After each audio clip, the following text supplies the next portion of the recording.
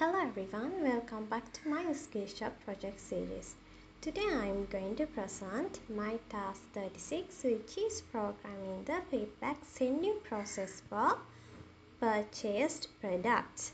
In this task, I developed a system where users can give feedback only for purchased products, submit ratings and messages, and prevent duplicate feedback submissions. Let me explain how this system works step by step. Okay, then as you can see, we are in our purchase history tab of buyer dashboard. Okay, then here this buyer is not give a feedback yet. Okay, now I am going to give a feedback as this buyer. Okay, then I can also change the rating level. Okay, so now I'm going to add 3 ratings. Okay, so I'm going to submit this. Okay, thank you for your feedback message appears, then I press OK. Okay, then our page reloads and you can see feedback submitted is shown in this item. Okay, so let's check. Okay, now you can see our review is also in review section of this item. Not good enough as I thought. Okay, let's check whether it really successfully stored in our feedback table. Okay, I'm going to refresh this. Okay, you can see not good enough as I thought. Review is stored in our table also. Okay, then that is what I implemented in my task 36. Then let's move to see my code structure. Here I'm in buyerdashboard.php file. Here I check whether feedback already exists for this product. Then if feedback is already submitted, a green badge is displayed. That means feedback submitted. Then here, if feedback is not submitted, a button appears allowing the user to give feedback. When clicked, it opens a model and sends product data. Okay, then here the model is used to collect rating, that means stars, and use message. Okay, then here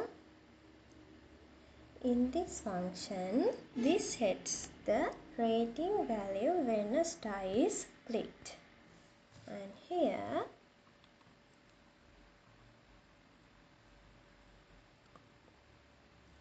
this sends the feedback data to the server without reloading the page. Save feedback.php. Okay, then in our save feedback.php file, this ensures the logged in users can only submit data. Then here and here. Okay, this retrieves product ID and rating and also feedback message. And here this prevents empty or invalid submissions.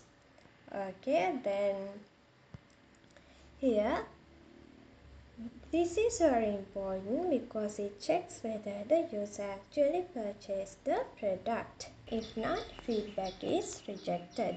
Okay, then here this ensures that the user can only submit feedback once per product. And then if all validations pass, the feedback is saved into the database. Okay, then the server returns a JSON response indicating success or failure. Okay, then again in buyerdashboard.php. So after successful submission, a success message is shown. That means thank you for your feedback. and the page reloads to update user interface. In here, this file ensures only a logged in buyer can perform an action, that means security validation, and it retrieves the user ID and product ID which are required to identify the purchased product. It validates the inputs to prevent invalid or unauthorized requests, and the logic demonstrates how to check database records before performing action.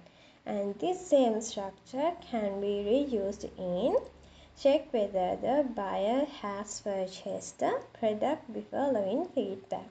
And therefore, its main usage is template for authentication, validation, and database checking before inserting feedback. Okay, then this system is connected with invoice table and also an invoice item table. Only purchased items from these tables are eligible for feedback. Okay, then in conclusion, I successfully implemented the secure and user-friendly feedback system. This system validates user authentication, ensures feedback is given only for purchased products, and also it prevents duplicate submissions and also uses Ajax for better user experience. Okay, so in this task, this helped me improve my skills in PHP backend validation, database relationships, and JavaScript and Ajax. Okay, then thank you so much for watching and hope to see you in my next video.